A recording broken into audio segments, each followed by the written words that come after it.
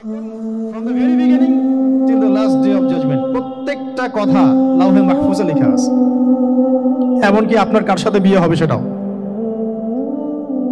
কয়টা বাচ্চা কাচ্চা হবে সেটাও।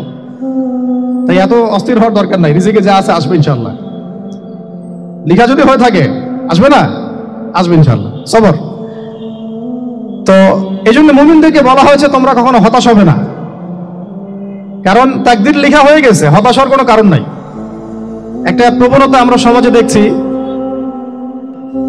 ইয়াং জেনারেশনকে আমরা নসিহত করবো যে ভুলেও নিজের জীবনকে বিসর্জন দিতে যাবেন না। আল্লাহ রাব্বুল আলামিন আপনাদেরকে সৃষ্টি করেছেন তার ইবাদত করার জন্য এবং তার জমিনে তার দিনটাকে প্রতিষ্ঠা করার জন্য। হেলায় খেলায় আপনার জীবনটা নষ্ট করবেন না, ঠিক আছে ভাই? আল্লাহ বোঝার তৌফিক দান করেন। তো কলম সৃষ্টি করার পরে কিয়ামত পর্যন্ত সব লেখা হয়ে গেছে। এখন আমাদের এই পৃথিবীতে তো মানুষ ছিল না, ছিল? এদিকে মনোযোগ দেন। এই পৃথিবীতে কি আগে মানুষ ছিল? এই পৃথিবীতে আগে কি ছিল তাহলে বলেন? হ্যাঁ, মাশাআল্লাহ। এই পৃথিবীতে আগে কি ছিল? এখন ওরা নাই, সবার সাথেই কিন্তু একটা করে আছে, কমপক্ষে কয়টা করে? সবার সাথে কমপক্ষে একটা করে। আর কোন কোন জায়গা আছে যেখানে জিনের বড় বড় আকড়া আছে। পৃথিবীতে যে জায়গাগুলো থেকে ইসলাম বিরোধী অপতৎপরতাগুলো চলে, ওখানে জিনের আকড়া বেশি। আর কথা বুঝতে পারছেন? তো জিন জাতিকে আল্লাহ পাক ধ্বংস করে দিয়েছেন তাদের পাপের কারণে, আল্লাহ দ্রোহিতার কারণে, অবাধ্যতার কারণে। এখন আল্লাহ রাব্বুল আলামিন ইরাদা করলেন পৃথিবীতে আমাদেরকে সৃষ্টি করবেন, মানে মানুষকে সৃষ্টি করবেন। আল্লাহ পাক তার সমস্ত ফেরেশতাদেরকে একত্রিত করলেন। ঘটনাটা কিন্তু খুব ইন্টারেস্টিং। আমি জানি এখানে ওলামায়ে কেরামও আছেন, তবে আমি সবার জন্য প্রযোজ্য হয় এমন কথা বলারই চেষ্টা করছি, কারণ অনেকে হয়তো এগুলো নাও জানতে পারে। তো আল্লাহ পাকের ভাষায় আমি যদি বলি, আল্লাহ রাব্বুল আলামিন বলছেন, বা'দা আউযু বিল্লাহি মিনাশ শাইতানির রাজীম, وَإِذْ قَالَ رَبُّكَ لِلْمَلَائِكَةِ إِنِّي جَاعِلٌ فِي الْأَرْضِ خَلِيفَةً। হে নবী মুহাম্মদ সাল্লাল্লাহু আলাইহি ওয়াসাল্লাম, তুমি স্মরণ করো সেই সময়ের কথা যখন আল্লাহ তোমার রব সমস্ত ফেরেশতাদেরকে ডেকে বলেছিলেন যে ইন্নী জাইলুন ফিল আরদি খলিফা, আমি জমিনে মানে পৃথিবীতে আমার খলিফা পাঠাতে চাই। কি পাঠাতে চাই? আরো জোরে বলেন। আল্লাহ পাক বলেননি পৃথিবীতে মানুষ পাঠাতে চাই, পৃথিবীতে নতুন কোন মাখলুক পাঠাতে চাই। আমাদেরকে আল্লাহ পাক সম্মানের শব্দে সম্মানিত করেছেন, বিশেষায়িত করেছেন। আমাদেরকে বলেছেন আমরা আল্লাহর খলিফা, আমরা আল্লাহর খলিফা। এখন আমরা আল্লাহর খলিফা, কিন্তু পৃথিবীতে মানুষ খিলাফা শব্দ সহ্য করতে পারে না। হ্যাঁ, কি অদ্ভুত না? এটা কোরআনে কি শেষের দিকে আছে না প্রথম দিকে আছে? সূরা বাকারার একদম শুরুর দিকে 3টা 4টা 5টা পৃষ্ঠা উল্টালে দেখবেন এই একটা আছে। কোরআন তাহলে শুরু থেকে কখনো খুলেও দেখেনি সে ব্যক্তি। প্রমাণ হলো এটা যে খুলেও দেখে নাই, অথবা দেখলেও সে এড়িয়ে গেছে। আল্লাহ পাক আমাদেরকে বললেন যে পৃথিবীতে আমি আমার খলিফা পাঠাতে চাই। তাহলে আদম আলাইহিস সালামকে আল্লাহ পাক মুহাব্বতের শব্দে, সম্মানের শব্দে বিশেষায়িত করলেন কি বলে? সুবহানাল্লাহ, সুবহানাল্লাহ। আর খলিফা কাকে বলে এটা আমি আপনাদেরকে বোঝাচ্ছি একটা দোয়া থেকে। এই যে গাড়িতে করে আমরা বাসা থেকে আসলাম বা যখন কোনো সফরে যাই, আমরা একটা দোয়া পড়ি, সুবহানাল্লাযী সাখখারা লানা হাযা ওয়া মা কুননা লাহু মুকরিনিন ওয়া ইন্না ইলা রাব্বিনা লামুনকালিবুন। এতটুকু তো পড়ি নাকি ভাই? এগুলো পড়তে হবে। বইমেলা এসেছি শুধু লেকচার শোনার জন্য না, ছবি তোলার জন্য না। আজকে জীবনটা পরিবর্তন করার নিয়ত করে যাইতে হবে, ঠিক আছে ভাই? বই প্রকাশ করা, ছাপানো, বিক্রি করা, লেখা, এর চেয়ে বড় কথা আমার জীবনটা ইলমের আলোয় আলোকিত করা। আমি বই লিখলাম ধরেন একটা, আমার মধ্যে সেই আমল নাই, লাভ নাই। লাভ আছে? আমি বই ছাপাইছি 100, 200, 500, 1000, আমি নিজেই আমল করি না, হবে? আগে আমল জরুরি। ইলমের সাথে আমলটা খুব বেশি জরুরি। আলেম তাকেই বলা হয় যে ইলম অনুযায়ী আমল করে। আল্লাহ পাক বলেন লিমা তাকুলুনা মা লা তাফআলুন, তোমরা এমন কথা কেন বলো যে আমল নিজেরাই করো না? কাবুরা মাকতান ইনদাল্লাহ আন তাকুলু মা লা তাফআলুন, আল্লাহর কাছে সবচেয়ে গর্হিত একটা অপরাধ তোমরা একটা কথা বলবা কিন্তু আমল করবা না। তো দোয়াটা মুখস্থ করবেন। এই দোয়ার নিচে একটা অংশ আছে, আল্লাহুম্মা আনতা সাহিবু বিস সাফারি, আমার কথাটা শুনেন, খলিফার অর্থটা বুঝেন। অনেকে তো অনেকভাবে ব্যাখ্যা করে আর কি। আল্লাহুম্মা আনতা সাহিবু ফিস সাফারি, আল্লাহ তুমি এই সফরে আমার সাথী। সফরে বের হওয়ার সময় দোয়া পড়ছি আমরা, আল্লাহুম্মা আনতা সাহিবু ফিস সাফারি, আল্লাহ তুমি এই সফরে আমার সাথী। ওয়াল খলিফাতু ফিল আহলি ওয়া মালি, আল্লাহ আমি তো বাসায় নাই, আমার বাসার আহাল মালের খলিফা হচ্ছে তুমি আল্লাহ। তাহলে খলিফা শব্দ দিয়ে কি বুঝলেন? আল্লাহ আমার বাসার আহাল মালের খলিফা মানে কি? আমার স্থলাভিষিক্ত তুমি আল্লাহ, আমি ওখানে নাই বাসায়, আমি সফরে বের হয়ে গেছে, আমার স্ত্রী, আমার সন্তান, আমার মাল, আমার জান, এগুলোর দায়িত্ব তোমার, তুমি খলিফা। কত চমৎকার দোয়া। তাহলে পৃথিবীতে আমি আমার খলিফা পাঠাতে চাচ্ছি, তার অর্থ কি? আল্লাহ রাব্বুল আলামিন এই পৃথিবীতে আমাদেরকে তার প্রতিনিধি বানিয়েছেন। সুবহানাল্লাহ, সুবহানাল্লাহ। তাহলে আমরা নিজেদের আত্মপরিচয় ভুলে গেলাম যে আমরা আল্লাহর প্রতিনিধি পৃথিবীতে, তাই না? আমরা এখন আব্রাহাম লিঙ্কনের পূজা করতেছি। আব্রাহাম লিঙ্কনের পূজা তো বুঝেন না আপনারা, এটা হচ্ছে ওই যে সকল ডেমোক্রেসির পূজা আর কি। আল্লাহ পাক বলছেন ওয়াল্লামা আদামাল আসমাআ কুল্লাহা, আল্লাহ বলছেন আমি আদমকে এই মহাবিশ্বের যত নাম আছে, নাউন্স, ইসম, সব শিক্ষা দিয়েছি। সুবহানাল্লাহ। এই মহাবিশ্বের যত নাম, এখানে ইসম শব্দের অর্থ কিন্তু জ্ঞান। ইসম মানে কি? এখানে জ্ঞান। মহাবিশ্বের যে জ্ঞানগুলো আছে, এই জ্ঞানগুলো আল্লাহ পাক আমাদের আদি পিতাকে শিক্ষা দিয়েছেন। আমাদের আদি পিতাকে আল্লাহ নিজে শিক্ষা দিয়েছেন। সৃষ্টিগতভাবে আমরা জ্ঞানী ছিলাম না, আল্লাহ পাক আমাদেরকে জ্ঞান শিক্ষা দিয়েছেন।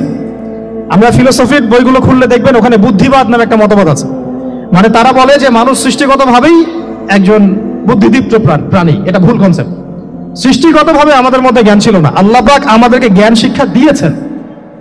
কথা বুঝতে পারছেন? একটা মতবাদ তাদের আছে অভিজ্ঞতাবাদ, মানে মানুষ অভিজ্ঞতা থেকেই শিখে। আরেকটা আছে সমন্বয় মতবাদ, আপনারা তো এগুলো অনেকে পড়েছেন হয়তো। এর বাইরে যে একটা মতবাদ আছে যে আল্লাহ পক্ষ থেকে ওহী ভিত্তিক মানুষ জ্ঞান শিখে, এই মতবাদ কোনো দার্শনিকের বইয়ে স্থান পেল না। কি আফসোস, কি আফসোস। অথচ মুসলিম ঘরের দার্শনিক তারা। আমরাও পড়েছি ভাই 4 বছর এই কারণে গেলে। কি আফসোস, আল্লাহ পাকের ওহীর পক্ষ থেকে যে জ্ঞান আসতে পারে এইটা কনসেপ্টই নাই। অথচ এখানে কোরআনে আল্লাহ পাক বলছেন ওয়াল্লামা আদামাল আসমাআ কুল্লাহা, আমি আল্লাহ আদমকে সমস্ত নাম শিক্ষা দিয়েছি। সুবহানাল্লাহ। এরপরে এই যে জ্ঞান আদম আলাইহিস সালামকে আল্লাহ পাক শিক্ষা দিলেন, এর ফলশ্রুতিতেই আল্লাহ পাক বললেন যে ওয়াইজ কুলনা লিল মালাইকা উসজুদু লি আদম, হে ফেরেশতারা তোমরা এখন আদমকে সিজদা করো। কি ফেরেশতাদেরকে দিয়ে আল্লাহ পাক আমাদের পিতাকে সিজদা করালেন কিসের মানদণ্ডে? কিসের কারণে? জ্ঞানের কারণে। জ্ঞানের কারণে ফেরেশতাদেরকে আল্লাহ পাক বললেন যে এই নামগুলো বলে দাও তো তোমরা। তারা বলতে পারলো না। তারা বলল লা ইলম আল্লাহুম্মা লা ইলমা লানা ইল্লা মা আল্লামতানা, আল্লাহ আমাদের তো সেই জ্ঞান নাই, শুধু ওইটুকু জ্ঞান আছে যা আপনি আমাদেরকে শিখিয়েছেন। তখন আল্লাহ পাক বলেছিলেন যে আমি যা জানি তোমরা তা জানো না। আমি কি বলি নাই যে আমি আসমান জমিনের গায়েবের সব খবর জানি? তখন আল্লাহ বললেন যে তোমরা সবাই সিজদা করো আদমকে। তাহলে আমাদের পিতাকে খলিফা করা হলো, জ্ঞান শেখানো হলো, আল্লাহ পাক নিজে শেখালেন, ফেরেশতার মণ্ডলীদের দিয়ে সিজদা পর্যন্ত করালেন কিসের মানদণ্ডে? আরো আসতে বলেন, জ্ঞানের মানদণ্ডে। এখন যদি আমরা একটু প্রশ্ন ছুড়ে দেই নিজ নিজ বিবেকে, আমরা কি সেই ওহীর 10টা সূরাও শিখেছি? 10টা পারা কি পড়া হয়েছে কখনো? 10টা সূরারও কি অর্থ জানি? অনেকে তো 10টা আয়াতের অর্থ জানি না। আমরা কি সেই ওহীর 10টা হাদিস শিখেছি? তাহলে আমরা কোথায় সম্মান খুঁজতেছি? পশ্চিমাদের কাছে? বলেন। সত্যি সবচেয়ে আফসোস লাগে আমার একটা জিনিস, যে মুসলিমরা আমরা এখন আমাদের আত্মপরিচয় ভুলে যাচ্ছি, আর আল্লাহ পাক আমাদেরকে যেখানে সম্মান রেখেছেন ওইখানে সম্মান না খুঁজে আমরা অন্যের দাসত্বের সম্মান খুঁজতেছি। আল্লাহ আমাদেরকে বোঝার তৌফিক দান করেন। এটা অজ্ঞতার কারণে হচ্ছে। আমাদের কাজ তাদেরকে সচেতন করা বা তাদেরকে মেসেজ পৌঁছে দেয়া। আমরা উগ্র পন্থা অবলম্বন করব, আমরা হিকমার সাথে প্রজ্ঞার সাথে মানুষকে বোঝানোর চেষ্টা করব, এগুলো বোঝানোর অংশ। এখন আচ্ছা আরেকটা কথা আপনাদেরকে বলি, একটা কথা আমি মাঝখানে মিস হয়ে গেছে। এই যে আল্লাহ পাক আমাদেরকে খলিফা করে পাঠিয়েছেন, খলিফার কাজ কি? প্রশ্ন না? আমাদের কাজ কি তাহলে? এই কাজটা আল্লাহ পাক আবার ব্যাখ্যা করেছেন সূরা সদের মধ্যে। কোন সূরায়? সূরা সদ। সদ নামে একটা সূরা আছে। সূরা ইয়াসিনের আগে পরে পাবেন। তো এখানে আল্লাহ পাক আরো একজন নবীকে তার খলিফা বলেছেন, সেই নবীর নাম দাউদ আলাইহিস সালাম। কি নাম? আর দাউদ আলাইহিস সালাম কিন্তু এই জেরুজালেম থেকে, যেখানে এখন ওই জায়নিস্টরা বোম্বিং করে আর কি, নিরীহ মুসলিমদেরকে হত্যা করে বিগত 70 বছর থেকে, ওই জেরুজালেম থেকে কিন্তু দাউদ আলাইহিস সালাম বিশ্ব শাসন করেছিলেন। তার পরবর্তীতে তার সন্তান সুলাইমান আলাইহিস সালামও কিন্তু ওখান থেকে বিশ্ব শাসন করেছিলেন। আর এখনকার বনু ইসরাইল দাবিদার এই জায়নিস্টরা, তারাও কিন্তু ওই ফিকিরই করছে, ওখান থেকে তারা বিশ্ব শাসন করতে চায় এবং তারা মনে করে তাদের একজন মাসিহ আসবে, সেই মাসিহ আসলে তারা বিশ্ব শাসন করবে। আমরা সেই মাসিহের নাম জানি মাসিহুদ দাজ্জাল। কি নাম? এই দাজ্জালকে ওরা ওদের সত্য মাসিহ মনে করে, আমরা জানি হচ্ছে মিথ্যা ভণ্ড প্রতারক মাসিহ, অথচ ওরা মনে করে এটা হচ্ছে সত্য মাসিহ। এই জায়গায় তারা ধোঁকা খাচ্ছে। অথচ সত্য মাসিহ হচ্ছেন ঈসা আলাইহিস সালাম, যিনি আবার শেষ জামানায় আসবেন এবং তার হাতেই এই মাসিহুদ দাজ্জাল মারা যাবে এবং তারপরে পুরো বিশ্বে আবার ওই খিলাফা কায়েম হবে, ওই যে খলিফা, ওটা সারা বিশ্বে কায়েম হবে। এই টাউন হলও বাদ যাবে না ইনশাআল্লাহ। এটা মানুষ মানতে চাচ্ছে না, কিন্তু মানুষ না মানলে কি, আল্লাহ পাকের নকশায় সব আঁকা আছে কখন কি হবে। কে কে কল্পনা করেছিল যে আজকে আপনারা বসে এখানে দিনের আলোচনা করবেন? হ্যাঁ, কল্পনা করা যায় তো? যে শব্দগুলো আপনারা বলছেন এগুলো বললেই তো নাই গায়েব, তো এখন বলছেন। কেউ কি কল্পনা করেছিল যে হঠাৎ করে এমন একটা সময় চলে আসতে পারে? কেউ কিন্তু কল্পনা করেনি, আল্লাহ পাকের নকশায় ছিল। এখানে আমাদের একটা আফসোসের কথা, এখানে মাস্টারমাইন্ড আল্লাহ রাব্বুল আলামিন। প্রকৃত মাস্টারমাইন্ড কে? আমরা ক্রেডিট নেওয়ার প্রতিযোগিতায় ব্যস্ত হয়ে আছি এখন, কার কত ক্রেডিট নেওয়া যায়। এখানে একক ক্রেডিট পাওয়ার যোগ্য কেউ না, সমস্ত ক্রেডিট কার? আল্লাহ রাব্বুল আলামিন। এটা আল্লাহর সাথে গাদ্দারি করতে যায় না, তাহলে ভুলে যাবে। কারণ আমি বারবার বলেছি আপনাদেরকে, কোরআন থেকে একটা শিক্ষা আমরা শিখেছি, একটা কওম যখন মাজলুম থাকে, দুর্বল মাজলুম জুলুমের শিকার হচ্ছে, আল্লাহ পাক সেই কওমটাকে বাঁচান, কোনো না কোনো একজন ত্রাণকর্তাকে পাঠান, কোনো একটা সূরতে আল্লাহ পাক সেই কওমকে বাঁচায় দেন।